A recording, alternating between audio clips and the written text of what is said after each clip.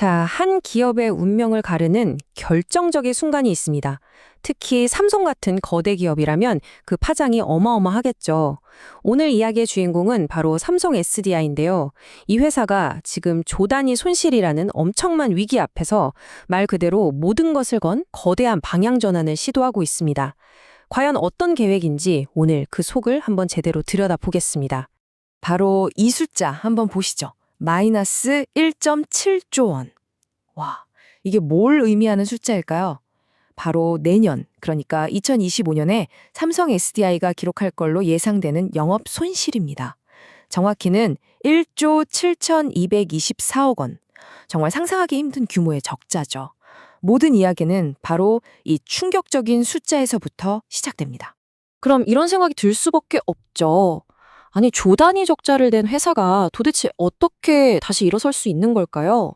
오늘 저희가 바로 이 질문에 대한 답을 한번 같이 찾아가 보려고 합니다.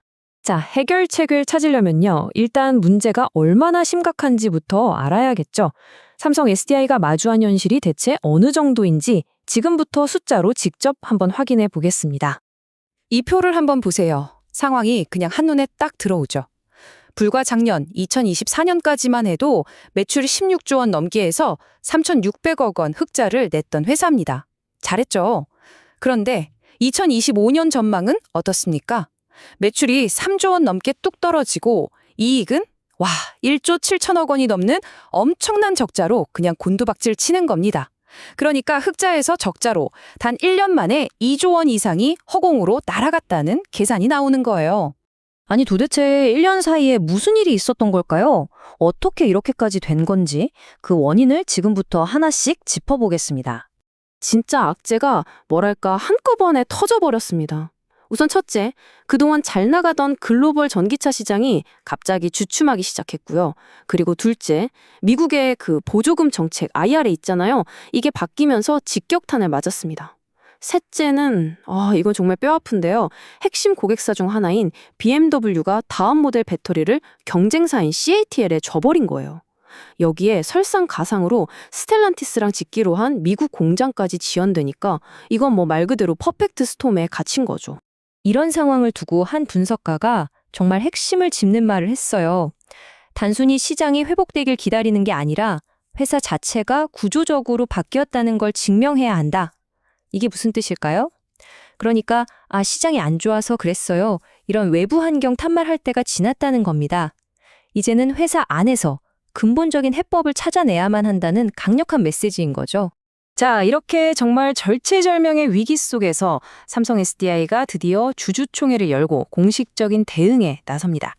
이날 올라온 안건들을 보면 회사의 의도가 딱 보입니다. 첫 번째, 일단 최악의 실적이 담긴 재무제표를 승인하면서 아픈 과거와는 선을 긋겠다. 두 번째, 이 위기를 돌파할 새로운 리더십, 즉 새 이사진을 꾸리겠다. 그리고 마지막으로 이 새로운 팀이 힘을 받아서 일할 수 있도록 보수 예산을 딱 정해주는 거죠. 한마디로 과거는 정리하고 미래를 위한 새 판을 짜겠다. 바로 이겁니다. 그리고 바로 이 자리에서 삼성 SDI가 드디어 비장의 카드를 꺼내듭니다. 회사의 미래를 걸고 던지는 새로운 승부수. 그게 바로 에너지 저장 장치, 우리가 흔히 ESS라고 부르는 겁니다. SS가 뭐냐고요? 그냥 엄청나게 큰 전기 저금통이라고 생각하시면 쉬워요. 예를 들어서 바람이나 태양광으로 전기를 막 만들었는데 지금 당장 쓸 데가 없다. 또는 전기료가 싼 심야 시간에 남는 전기가 있다. 그러면 이걸 이 저금통에 가득 채워두는 거예요. 그랬다가 전기가 막 몰려서 비싸지는 피크 타임에 딱 꺼내서 쓰는 거죠. 앞으로 에너지 시장에서는 없어서는 안 될 핵심 기술입니다. 아니, 근데 왜 하필 ESS였을까요? 왜 여기에 미래를 걸었을까요?